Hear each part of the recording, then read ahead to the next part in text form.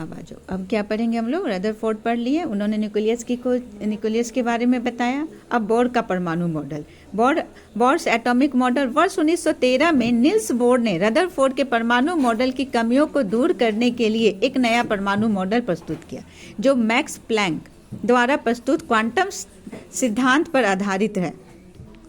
ठीक है, क्वांटम सिद्धांत ऊर्जा विकिरण अथवा ऊर्जा का उत्सर्जन, इमिशन अथवा अवशोषण, एब्जॉर्प्शन निरंतर न होकर अनिश्चित छोटे छोटे बंडल पैकेज के रूप में होता है, जिन्हें क्वांटम कहा जाता है। निल्स बोर ने अपने परमाणु मॉडल में क्वांटम सिद्धांत का प्रयोग हुए कहा कि परमाणु उपस्थित इलेक्ट्रॉन नाभिक के चारों ओर केवल निश्चित कक्षा, है ना, इन्होंने क्लियर किया कि डिस्क्रीट ऑर्बिट्स में ही निश्चित ऊर्जा और कोणीय संवेग तथा नाभिक से अपनी ऊर्जा के समानुपाती दूरी पर ही चक्रण करती है।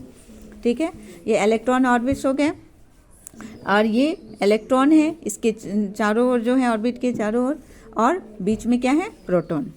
नाभिक के चारों ओर स्थित इलेक्ट्रॉन की कक्षाओं को बाहर की ओर क्रमशः क्या नाम दिया, KLMN अथवा 1 2 3 4 से प्रदर्शित किया जाता है। आगे भी हो सकता है, 5 भी हो सकता है, 6 भी हो सकते हैं, है ना।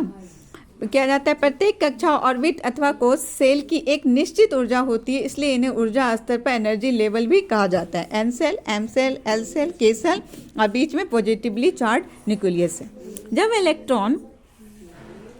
जब इलेक्ट्रॉन अपनी मूल कक्षा में चक्कर लगाता है तो वह ऊर्जा का उत्सर्जन नहीं करता है, अर्थात उसके ऊर्जा में कोई परिवर्तन नहीं होता है। जब कोई इलेक्ट्रॉन नाभिक से दूर वाली कक्षा में जाता है, ठीक है, अर्थात निम्न कक्षा से उच्च कक्षा में जाता है, तो वो बाहरी स्रोतों से ऊर्जा ग्रहण कर लेता है, अर्थात उसकी ऊर्जा बढ़ जाती है ना। अगर चाहिए ऊर्जा तो दूसरे से इलेक्ट्रॉन लेके वो उसकी एनर्जी बढ़ जाती है। जब कोई इलेक्ट्रॉन नाभिक के दूर वाली कक्षा से नाभिक के समीप वाली कक्षा में आता है तो वो ऊर्जा का उत्सर्जन कर देता है ना, वो दे देता है इलेक्ट्रॉन अपना, अर्थात उसकी ऊर्जा में कमी आती है।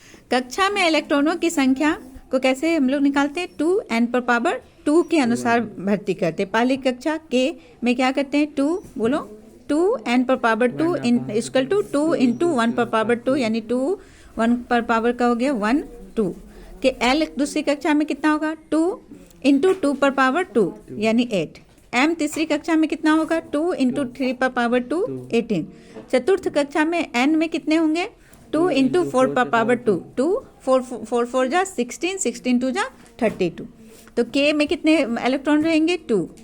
L में कितने रहेंगे, 8। M में कितने हो सकते हैं, 32। N में कितने होंगे, M में कितने होंगे, 18, और N में कितने होंगे, 32।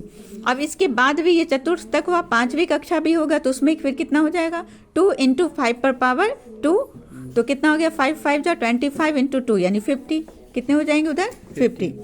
प्रोटॉन, अब हम लोग पढ़ते हैं प्रोटॉन, न्यूट्रॉन और इलेक्ट्रॉन के बारे में। प्रोटॉन कब हुआ था, कब खोज की, वर्ष 1886 में जर्मन भौतिकी वैज्ञानिक ई गोल्डस्टीन ने किरणें, कैनाल रेज और एनोड रेज की खोज की और बताया कि ये किरण धनावेशित कणों में पॉजिटिवली चार्ज पार्टिकल से निर्मित है। वर्ष 1919 में अर्नेस्ट रदरफोर्ड ने अपने प्रयोग से सिद्ध किया कि परमाणु के केंद्र में धनावेशित कणों का संकेंद्रण होता है। रदरफोर्ड ने इन कणों को प्रोटॉन नाम दिया। क्या नाम दिया इसका, प्रोटॉन। इस प्रकार धनावेशित कणों के रूप में प्रोटॉन की खोज गोल्डस्टीन द्वारा की गई, जबकि परमाणु के नाभिक में प्रोटॉन की उपस्थिति रदरफोर्ड द्वारा सिद्ध की गई। इलेक्ट्रॉन क्या है, इसकी खोज कौन की है, ब्रिटिश भौतिक वैज्ञानिक जे थॉमसन ने वर्ष 1897 में की थी। कैथोड रे ट्यूब पर प्रयोग के आधार पर थॉमसन ने यह निष्कर्ष निकाला कि कैथोड किरणें अत्यंत सूक्ष्म ऋणावेशित कणों से निर्मित है ना, नेगेटिव बताया उसको, नेगेटिव चार्ज है। थॉमसन ने इन ऋणावेशित कणों के कणिका कॉम्प्लेक्स कहा, जिन्हें बाद में वैज्ञानिकों द्वारा इलेक्ट्रॉन कहा गया, है ना। न्यूट्रॉन क्या है, न्यूट्रॉन की खोज वर्ष 1932 में किसने की थी, ये भी ब्रिटिश भौतिकी वैज्ञानिक थे, जेम्स चैडविक ने की थी। उन्हें इस उपलब्धि के लिए वर्ष 1935 में नोबेल पुरस्कार से सम्मानित किया गया। न्यूट्रॉन हाइड्रोजन के अतिरिक्त अन्य सभी परमाणुओं के नाभिक में प्रोटॉन के साथ संयोजित होता है ना। हाइड्रोजन का तो एक ही होता है एटॉमिक नंबर, और उसके बाद जितने भी एटम है सबके साथ वो न्यूट्रॉन परमाणुओं के नाभिक में प्रोटॉन के साथ क्या होते हैं, संयोजित होते हैं। न्यूट्रॉन एक विद्युत उदासीन न्यूट्रल कण है, अर्थात इस पर शून्य आवेश होता है, परंतु इसका द्रव्यमान प्रोटॉन के द्रव्यमान के लगभग बराबर होता है। मगर सबसे ज़्यादा द्रव्यमान किसका होता है, न्यूट्रॉन का। परमाणु की त्रिज्या को एंगस्ट्रॉम में मापते हैं। नाभिक की परमाणु की त्रिज्या कितना हो गया, 10 पर पावर माइनस 10। हाँ, 10 पर power -10 meter equal to 1 angstrom. नाभिक की त्रिज्या को किस में मापते हैं, फर्मी में मापते हैं। नाभिक की त्रिज्या क्या है, 10 पर पावर -15 मीटर, ये क्या हो गया, 1 फर्मी।